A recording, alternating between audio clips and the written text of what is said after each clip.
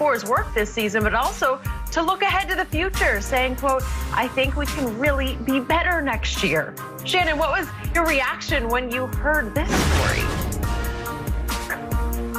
Well, considering Tom Brady, I don't think retirement was ever a topic of conversation for Tom. I'm not surprised that he was anxious to get back and get started again, knowing that they just won the Super Bowl. And Tom is like, this is not a one-time thing. I do not believe this is a one-time thing. I believe not only can we get back, we can be better in the process of getting back and doing this thing all over again.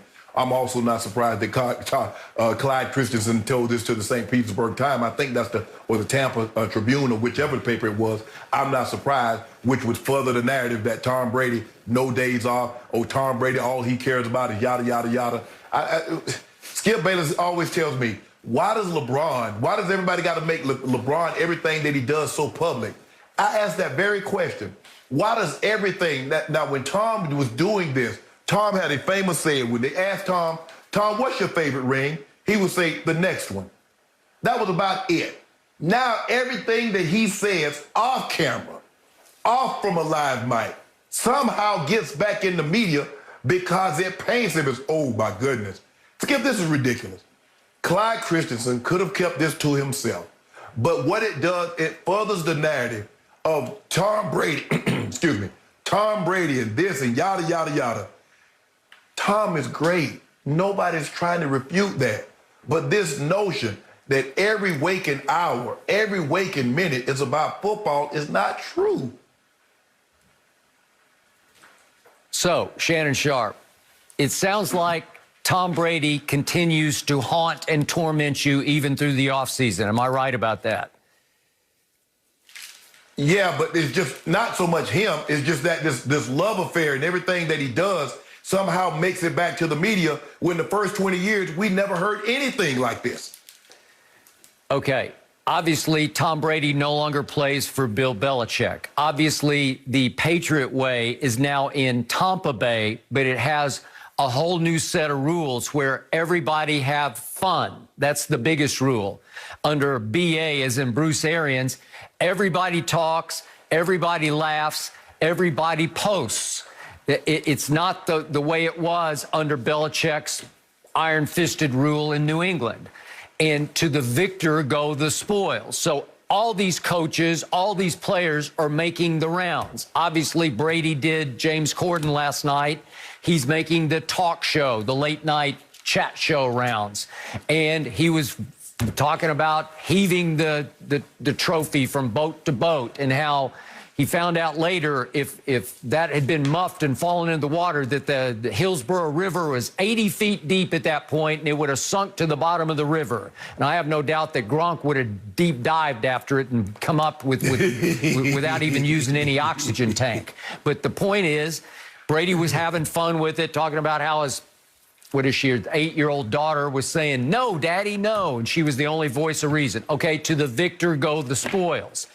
Every time I look up these last couple of weeks, it sounds like Clyde Christensen is doing another interview. I barely knew who he was before it came clear, oh, he's the quarterback coach of Tom Brady, because obviously Byron Leftwich is the coordinator, and Bruce Arians is sort of the architect of the offense, and the great Tom Moore is the overseeing advisor of the offense. So now we go all the way down to, oh, the quarterback coach is Clyde Christensen.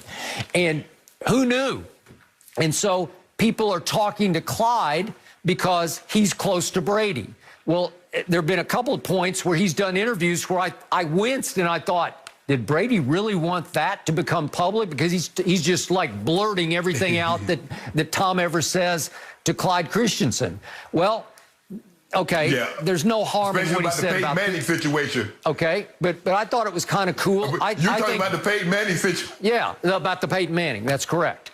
And in this case, I did think, you know, sue me if you want to, but I thought it was pretty cool that Brady woke up after like 2 hours of sleep and thought, I never even saw Clyde last night. I didn't tell him thank you, because Brady's big on thanking his coaches because that's the way he was raised. And I'm not going to condemn that. I don't think it's phony baloney. I think he really thought, I never hugged Clyde last night. I never said a word to him. So he FaceTimes him and says, hey, thanks for all you did. it was a great run we had, but hey, I've been thinking about it. I think we can be better next year. What did Brady say before the Super Bowl in one of those Zoom interviews that he did the week before? He said, I think we can be better. And we did that topic here. I agree. Right? And I do believe that he believes with all his heart and soul they can be better just on continuity, just on repetition, because they got thrown together last year on the fly. They didn't get AB until they were 6-2. And surely if they can keep the bulk of the team, 95% of the team together, yeah, just on repetition, they're going to be a little bit better next year. So I don't have a big problem with this. And sounds like Clyde Christensen is enjoying his 15 minutes of fame.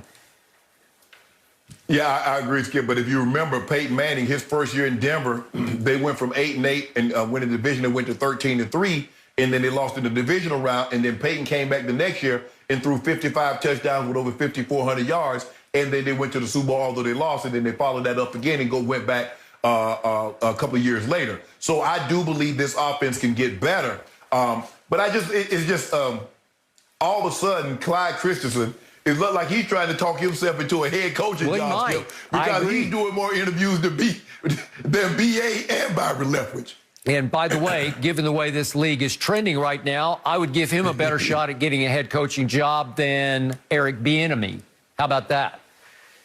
Hell, he might get a head coaching job before Byron Leftwich. He the quarterback's coach, and Byron Leftwich called the plays. I wouldn't be surprised if he got the job. Because remember, Skip, if I'm not mistaken, he was also on that staff in Indy. He was. With Peyton. Yep. If I'm not mistaken. No, he's been around for a long time, but nobody knows who he is until now.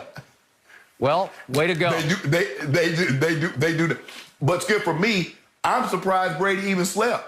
Because I don't even remember sleeping after winning the Super Bowl. Because your emotions are so high, even after you've done it 3 times. Even the first time, I definitely didn't sleep. But even after the next 2, Skip, you still man, we did this thing again. Yep. Again. I mean, so I'm surprised he even dozed off for 2 hours. And considering how he was at the parade, Skip, I don't know. He might have been passed out. I don't know if that's dozing out. He might have been having such a great time at the party. Giselle had to drag him. Her and the bodyguards probably had to drag him back to the room. Okay, I agree with all of the above. But in the end, I'm highly amused by the fact that Tom Brady does continue to torment you and drive you crazy even weeks after the Super Bowl is over. No, Skip, my thing is that I want you to hold him to the same standard that you hold LeBron.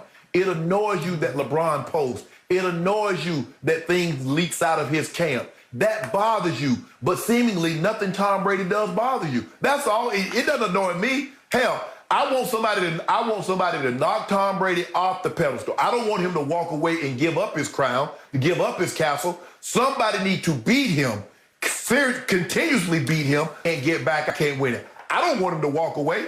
I don't want him to walk away like Jordan. Because, see, when Jordan walked away, people actually believe he could have won 8 in a row. Yeah. Well, if Tom walks away, people are like, man, he could have won 9, he could have won 8, 9, who knows, he might have won 10. So, no, I want someone to beat Tom and make him go away. I don't want him to walk away. No, I want him to stay. And if you can't beat him, you can't beat him. But I don't want Tom Brady to walk away. Well, Shannon, I will say this in conclusion. At least Tom Brady doesn't do post-game interviews without his shirt on like a certain king did the other night, a couple of games back. Remember that? Yeah, if Tom Brady took his shirt off, people throw up. No, you can't do that, Skip. That's not, everything is not for everybody. You know what I'm saying? Look. You would not.